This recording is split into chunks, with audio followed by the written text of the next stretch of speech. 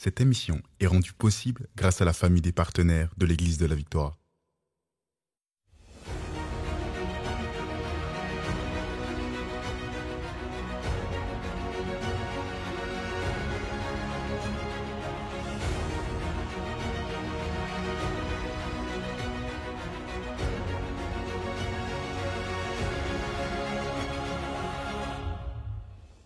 Gloire à Dieu, gloire à Dieu. J'aimerais ça vous inviter dans la parole de Dieu, dans Marc, chapitre 16, au verset 17. Aujourd'hui, j'aimerais vous parler, dans cette portion, j'aimerais vous parler maintenant de la puissance du nom et du sang de Jésus-Christ. La puissance du nom et du sang de Jésus-Christ. Comme on a déjà vu, nous avons reçu l'armure du croyant. Amen. Nous avons reçu cette armure dans le monde de l'esprit. On l'a reçue par la foi. On porte l'armure du croyant. Aujourd'hui, je ne prendrai pas le temps de revoir tout ce qu'on a vu, mais on a déjà pris 3 sessions déjà pendant cette formation. Et puis aujourd'hui, maintenant, on va voir la puissance du nom et du sang de Jésus-Christ qui fait vraiment partie du forfait que Dieu nous donne pour avoir la victoire sur la sorcellerie. Gloire à Dieu. Donc, dans Marc 16, verset 17, nous lisons « Voici les miracles qui accompagneront ceux qui auront cru en mon nom. » En mon nom. Dans quel nom? Dans le nom de Jésus. En mon nom, ils chasseront les démons. En mon nom. C'est pas dans le nom de Joel Spinks ou d'un autre pasteur. C'est en mon nom. Ils chasseront les démons. Maintenant, donc, on a le nom de Jésus-Christ. C'est comme si je donnais à ma fille, admettons, tu peux dire que ton père, c'est Joel Spinks, et puis eux, dans ce magasin-là, ils vont te laisser acheter en mon nom, par exemple. C'est comme, je donne mon nom, et ça peut être comme une forme de crédit, par exemple. Si je dis à l'une de mes filles, tu peux juste dire Joel Spinks va passer plus tard payer. Donc, c'est comme ça. Mais Dieu dit, en mon nom, Jésus a dit, en mon nom, ils chasseront les démons parce que notre autorité vient de Jésus-Christ. Ne vient pas de nous. Oui, nous avons une autorité, mais grâce à Jésus-Christ. Donc, c'est en son nom. Donc, quand je me tiens devant un démon, je viens pas devant la personne démonisée pour dire, voilà, dans le nom de Joel Spinks, tu dois quitter. Les démons vont rire. Mais si je dis, dans le nom de Jésus, celui qui a été victorieux sur la mort, quand je dis dans le nom de Jésus-Christ, les démons doivent forcément quitter. Ils n'ont aucune autorité. Ils ne peuvent pas rester parce qu'ils ont été détrônés légalement. Et la seule raison pour laquelle les démons restent dans la vie des gens, c'est parce que nous, l'Église, on leur donne la permission. On permet ce qu'ils soient là, dans nos églises, dans la vie des gens. On permet. Et Dieu permet ce que nous permettons parce que Dieu nous a donné l'autorité. Il nous dit, voici les miracles qui accompagneront ceux qui auront cru. Mais il y a plusieurs chrétiens qui ne croient pas. Mais si je crois, voici, en mon nom, ils chasseront les démons. Alléluia. Maintenant, on a le nom de Jésus-Christ et nous avons la puissance de son sang. Vous savez, on parle du sang de Christ quand on prend le repas du Seigneur et on a pris le repas du Seigneur hier lors de notre live. C'était super. Mais on veut comprendre pourquoi le sang, là? Est-ce que Dieu est morbide? Pourquoi le sang? Est-ce qu'on comprend vraiment? Bien, on veut comprendre la vérité biblique essentielle concernant le sang. Dans Lévitique 17 au verset 11, nous lisons dans la version Colombe. La vie de la chair est dans le sang. C'est pour ça que quelqu'un peut mourir au bout de son sang. Parce que si son sang coule, bien, il peut mourir. Mais la vie de la chair est dans le sang. Pourquoi ça? La vie, en fait, vient de Dieu. Et Dieu a infusé sa vie en Adam dans son sang. Donc, la vie de Dieu était dans le sang d'Adam.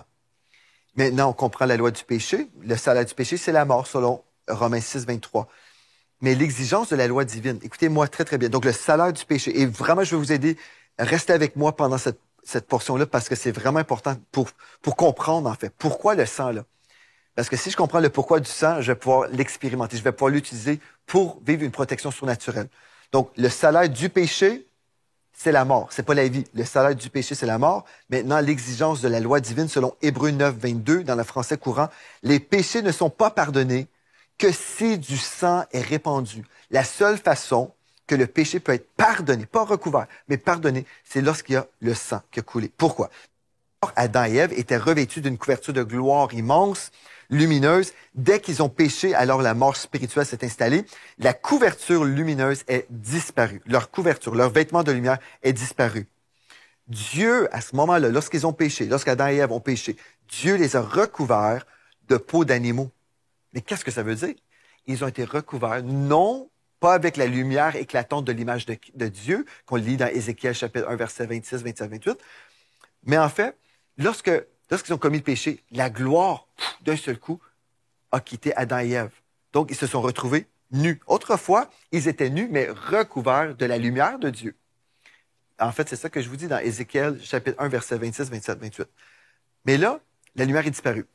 Donc, ils étaient nus et Dieu a dû les recouvrir de peau d'animaux. Mais pour avoir la peau d'animaux, ces animaux devaient mourir. Pourquoi? Donc, il a fait couler du sang, la vie d'un animal, afin de couvrir leur nudité. Vous comprenez? Donc, le salaire du péché, c'est la mort. La vie de Dieu était dans le sang d'Adam. Mais là, comme son sang a été contaminé par le péché, il était destiné à la mort physique. Il était déjà mort spirituellement. Dès qu'il a commis le péché, il était spirituellement mort. C'est-à-dire, il existait, mais il était séparé de Dieu. Maintenant, la mort régnait dans son corps. Et là, il était nu dans son péché. Et Dieu a dû recouvrir l'homme qui avait perdu la gloire. Il a recouvert l'homme d'un vêtement d'animal.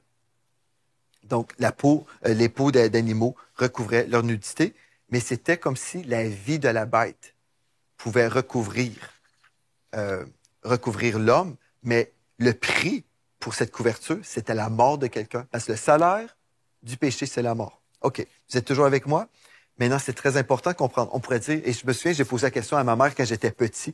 J'ai dit, mais maman, pourquoi est-ce que Jésus a été obligé de mourir sur la croix, verser son sang, si dans l'Ancien Testament, les animaux faisaient le bon travail, si on pouvait tuer un animal et être recouvert ou prendre le sang de l'animal et puis asperger les hommes, et puis dans l'Ancien Testament, ça se passait, c'était correct, mais pourquoi Jésus a dû mourir si ça fonctionnait? Dans l'Ancien Testament. Moi, j'essayais de trouver une raison pour épargner la mort de Jésus et pourquoi personne n'avait pensé à une solution. Si ça fonctionnait avec les animaux, pourquoi pas? Pourquoi qu'on n'a pas continué à faire ça éternellement pour éviter la mort de Jésus? Puis ma mère m'a dit, elle dit, le sang des animaux ne pouvait pas effacer le péché. Le sang des animaux pouvait juste recouvrir temporairement le péché. Et c'est ça qu'on voit dans Hébreux 10.4. Le texte nous dit, il est impossible que le sang des taureaux et des boucs ôte le péché. Impossible que le sang des animaux ôte le péché. Les animaux n'avaient pas la vie éternelle en eux à transmettre. Un bouc n'avait pas la vie éternelle dans son sang qu'il pouvait transmettre, non. Lors des sacrifices de l'Ancien Testament, c'était le sang des animaux qui couvrait temporairement le péché. Et dans Lévitique 17.11, dans la version Colombe, la vie de la chair est dans le sang. Je vous ai donné sur l'autel afin qu'il serve d'expiation, c'est-à-dire de couverture du jugement pour votre vie, car c'est par la vie que le sang fait expiation. Et vous dites, c'est un peu compliqué, Pasteur Joël. En gros, ce qu'on a besoin de comprendre, c'est que le sang des animaux ne pouvait pas nous purifier des péchés. Donc, Jésus a dû être l'agneau de Dieu pour nous. Et là, l'unique solution, c'était le sang. Ou, si on comprend le sang de Jésus-Christ, c'était la vie de Dieu. Si on comprend, pour renverser la mort, on devait avoir la vie. Donc, quand on plaide le sang de Jésus, on déclare la vie de Dieu, plutôt que la mort qui règne dans notre monde. Comprenez-vous? C'est tellement important. Nous avons une protection surnaturelle à cause du sang de Christ. Tous les jours, là, pratiquement de la vie de nos filles, lorsque nos filles partaient pour l'école, ma femme et moi, on imposait les mains sur nos filles et on déclarait. C'est un terme légal. Je décrète. C'est pas comme un décret, je supplie Dieu, non. Je plaide le sang de Jésus. Le fait de plaider, ça veut dire que c'est un décret légal. Je plaide le sang de Jésus sur mon enfant et Flora, mes fils ont reçu cette imposition des mains, ces paroles de foi. Je plaide le sang de Jésus. Aucun malheur ne t'arrivera. Les filles partaient à l'école et puis si jamais on oubliait, t'oubliais papa, maman? Et puis, oui, on plaidait le sang de Jésus parce que on déclarait la santé divine, la protection. Et je peux vous dire, mes filles, on marchait dans la santé divine. Alléluia! Et même un jour, nos filles, oui, elles étaient protégées de toutes sortes de choses, des accidents, gloire à Dieu. Mais même une fois, l'une de nos filles nous a posé la question, « Papa, maman, c'est quoi ça la gastro? » On a dû leur expliquer parce qu'on plaide le sang de Jésus. Alléluia! Gloire à Dieu. Donc, l'unique solution devant la mort, le sang ou la vie de Dieu. Acte 20, 28. En fait, il est écrit, « Prenez donc garde à vous-même et à tout le troupeau sur lequel le Saint-Esprit vous a établi évêque pour paître l'Église du Seigneur qui s'est acquise par son propre sang. » C'était le sang de Dieu qui coulait à travers les veines de Jésus-Christ qui était lui-même Dieu. Apocalypse 1, 5. À celui qui nous aime, qui nous a lavés de nos péchés par son sang. Il nous a... Wow! Moi, j'aime regarder ce verset-là. Il n'a pas recouvert nos péchés. Il nous a lavés. Alléluia. À celui qui nous aime, c'est Apocalypse 1,5. À celui qui nous aime, qui nous a lavés de nos péchés par son sang. J'ai été lavé. Le sang de Jésus ne couvre pas le péché. Le sang de Jésus ôte, purifie. Oh, alléluia. Purifie le péché. Gloire à Dieu. Et dans 1 Jean 1,7, le sang de Jésus-Christ, son Fils, nous purifie de tout péché.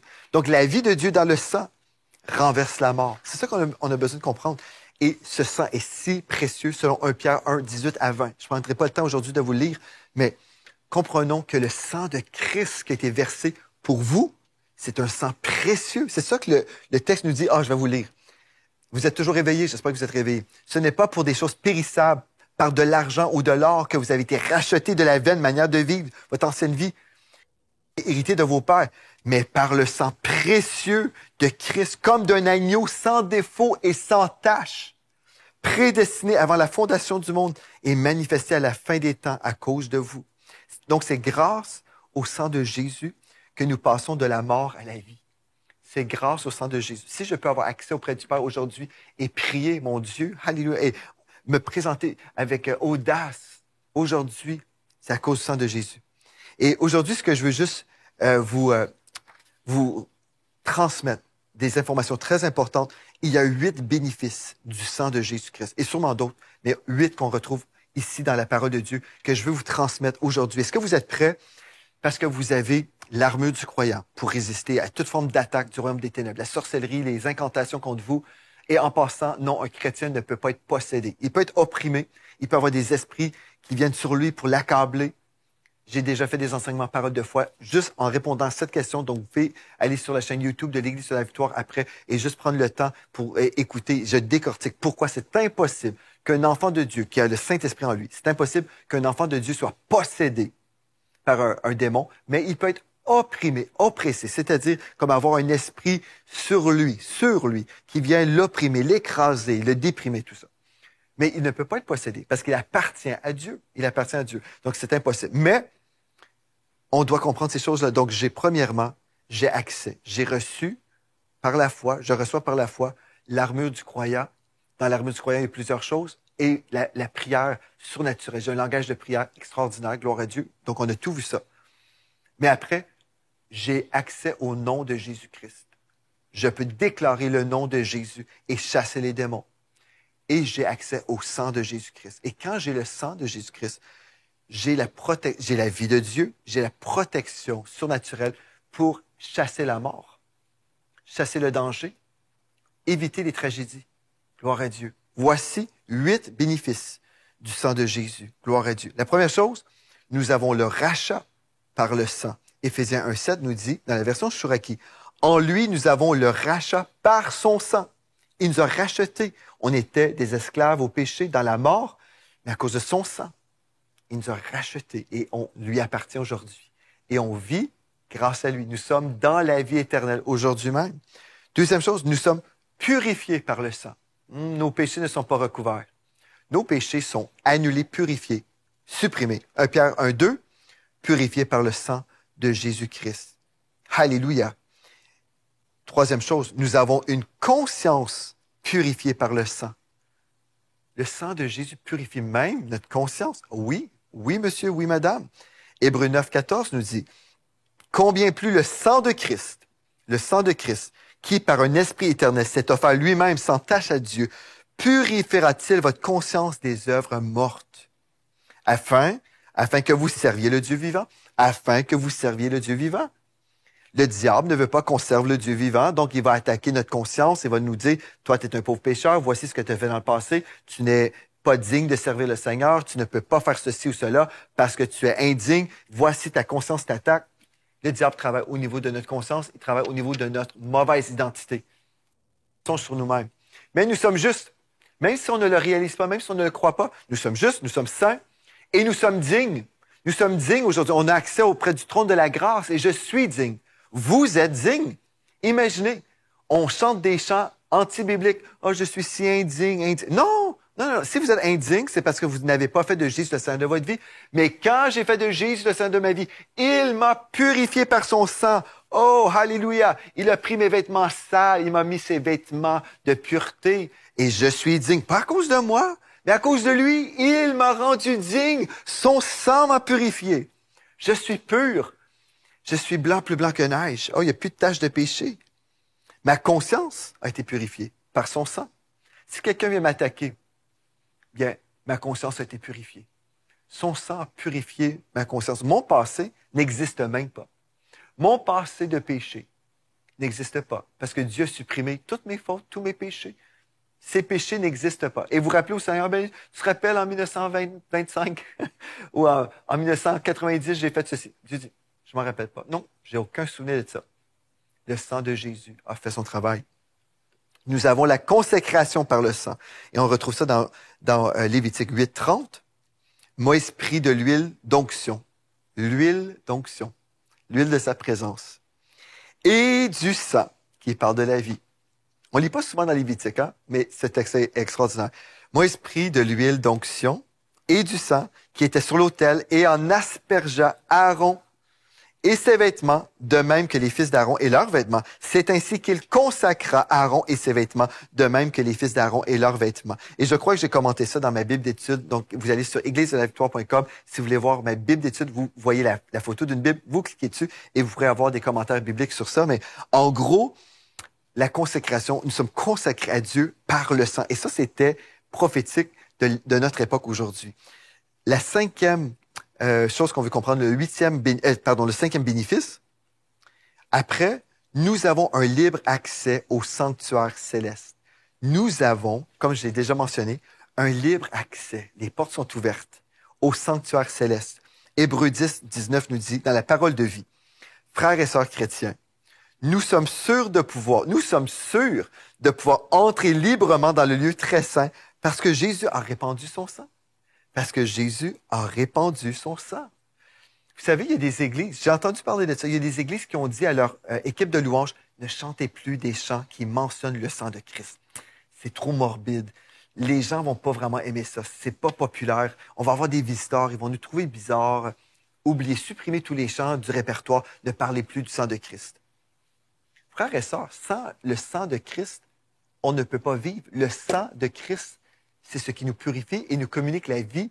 Une église qui ne chante plus des chants ou qui ne parle plus du sang de Christ, c'est une église qui n'a plus la vie de Dieu. Frères et sœurs, si vous dites, ben oui, mais les gens vont trouver qu'on est bizarre et morbide quand on parle du sang, bien, expliquez les choses. Prenez le temps, prêchez l'Évangile. Prêchez, expliquez pour que les gens comprennent. Il faut prendre le temps. Il ne faut pas juste prêcher des messages qui vont, je ne sais pas, des messages superficiels. C'est beau avoir des messages où on veut appliquer la parole de Dieu et aider, s'identifier aux gens. Mais il faut prendre le temps de lire la Bible. C'est pas juste des versets qui sont là pour remplir des pages et dire oui, on croit dans la Bible, mais on ne veut pas parler de l'essentiel. Le sang est là. L'enseignement, le salaire du péché, c'est la mort. Le salaire du péché, c'est la mort. Donc, on doit parler. La mort existe, mais à cause du sang de Christ. Et quand on prend le repas du Seigneur, le sang, Jésus savait que le jour arriverait où on voudrait supprimer la mention de son sang. Le diable est toujours méchant. Il veut nous séduire. Il veut pas qu'on parle du sang de Christ. Mais le sang de Christ est puissant. Donc, nous sommes sûrs de pouvoir entrer librement dans le lieu très saint. Je peux avoir accès directement auprès du Père parce que Jésus a répandu son sang et son sang est répandu sur moi. Et tous les matins de ma vie, quand je me réveille, la première chose que je dis, merci Seigneur Dieu pour ton sang. Merci Seigneur Dieu, merci pour ton sang. Merci parce que ton sang m'a purifié de la tête aux pieds. Merci Seigneur Dieu parce que je suis une nouvelle créature. Alléluia. Et j'ai un accès auprès du trône de la grâce aujourd'hui. Alléluia. À cause de ton sang. Je m'en rappelle tous les jours de ma vie. Je parle du sang de Christ. Je vois le Seigneur Jésus sur la croix qui a versé son sang pour moi. Je le remercie. Mais, vous savez, je sais que ce Jésus est descendu. Il est descendu de la croix. Il a été enseveli. Il est ressuscité d'entre les morts. Aujourd'hui, il n'est plus sur la croix. Il est vivant. Alléluia. Et je le connais intimement. Gloire à Dieu. Concernant le libre accès au sanctuaire, bien, vous savez, avant, c'était juste le grand prêtre qui pouvait aller une fois par année dans le lieu très saint. Et dans Matthieu 27, 51, dès que Jésus est mort sur la croix, regardez ce qui s'est produit au moment de sa mort. Et voici qu'au même instant, le rideau du temple se déchira en deux, de haut en bas. La terre trembla, les rochers se fendirent. Remarquez, les rideaux du temple, là, le rideau du temple se déchira en deux, démontrant l'accès est maintenant disponible. Vous n'avez plus besoin de passer par un homme d'Israël. C'est pas un grand prêtre d'Israël, mais c'est le grand prêtre Jésus-Christ qui a accompli l'œuvre de la croix. Donc le rideau du temple se déchira et remarquez, de haut en bas, c'est Dieu qui a déchiré le voile. C'était pas l'homme, c'était impossible à l'homme de faire ça. Mais Dieu l'a fait. 6e et 7e bénéfice, nous sommes réconciliés et nous avons la paix par le sang. Colossiens 1:20 nous dit, dans la version sommaire, « Et c'est par lui qu'il, Dieu, a voulu réconcilier avec lui-même l'univers tout entier, ce qui est sur la terre et ce qui est au ciel, en instaurant la paix par le sang que son Fils a versé sur la croix. » Wow! En instaurant la paix par le sang. La paix par le sang. On était réconciliés avec... Je vais relire. C'est par lui qu'il, en parlant de Dieu, a voulu réconcilier avec lui-même l'univers, tous les hommes, ce qui est sur la terre et ce qui est au ciel, en instaurant la paix par le sang que son Fils a versé sur la croix. Nous avons aussi, notre 8e bénéfice, nous avons une protection surnaturelle. Et je pourrais prendre le temps de lire Exode 12, verset 13, mais en fait, le sang servira de signe, en parlant un signe de la vie sur les maisons lors du moment de la délivrance. Oh, gloire à Dieu. Je pourrais continuer à prêcher longtemps là-dessus. J'ai fait des enseignements sur le sang de Christ. Si le sang de Christ vous intéresse, vous pourrez certainement aller sur la chaîne YouTube de l'Église de la Victoire et découvrir, en fait, les enseignements que j'ai faits sur le sang de Christ. Mais en gros, aujourd'hui, ce qu'on vient de faire, on vient de voir, en fait, c'est simplement la puissance que nous avons sur le royaume des ténèbres. Nous sommes en autorité. Jésus, en fait, a repris ce que Adam, le premier homme, avait perdu. Adam, il a commis le péché, il a trahi Dieu. Il a choisi l'obéissance au serpent. Il a choisi de se prosterner et d'obéir au serpent c'était le diable qui était là. Il a choisi d'échanger le Dieu créateur pour ce faux Dieu menteur. Et le diable, en fait, a remis l'autorité que Dieu lui avait donnée dans le jardin d'Éden, l'autorité de gouverner sur la terre. Il a tout cédé. Il a cédé son autorité au diable. Et le diable est devenu, selon 2 Corinthiens 4:4, il est devenu le Dieu de ce monde, de cette ère. Mais grâce à Jésus-Christ. Jésus n'a pas abandonné l'être humain. Ce que Jésus-Christ a fait, il a dit, je vois l'état de l'être humain. Ils sont perdus sans moi. Ils sont perdus dans le péché. Ils ont donné l'autorité que moi je leur avais donnée. Ils ont donné l'autorité au diable. Et comme l'autorité avait été donnée à un homme, c'est un homme parfait qui doit aller reprendre cette autorité. C'est un homme parfait qui va devoir recevoir la punition, les conséquences du péché. Et les conséquences du péché, c'est la mort. Donc Dieu, le Seigneur Jésus savait, je dois venir sur la terre. Je dois payer le prix pour ces hommes.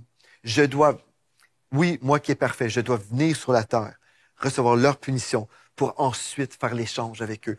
Eux qui sont dans l'injustice, dans le péché, je vais leur donner ma justice, mon pardon, par mon sang que je vais verser. Je vais renverser la mort dans leur sang, la mort qui coule dans leur sang, et je vais leur transférer ma vie par mon sang que je vais verser, par amour pour eux.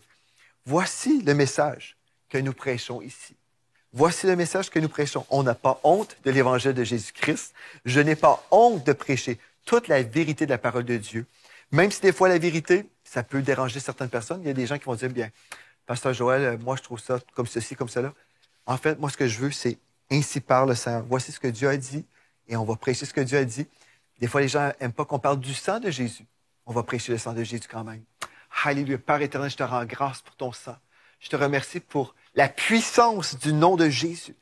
Merci pour la puissance du sang de Christ. Merci, oh mon Dieu. Merci parce que tu t'es révélé à moi. Et merci pour la révélation que tu donnes maintenant. La révélation que tu accordes à mes frères et mes sœurs dans les nations. Merci, merci, merci, Seigneur. Gloire à ton Saint-Nom. Nous sommes tellement reconnaissant pour ta vérité. Oh, gloire à Dieu. Alléluia. Alléluia. Dieu est bon. Gloire à Dieu. Vous êtes bénis par les messages révolutionnaires de l'Église de la Victoire. Prenez part à cette œuvre qui transforme des milliers de foyers en visitant dès aujourd'hui semer.ca. Devenez un partenaire mensuel ou un bâtisseur ou paramétrez vos dons de façon automatique en toute discrétion et sécurité. 100% de ce que vous semez sert à annoncer l'Évangile. Merci de croire avec nous. Semer.ca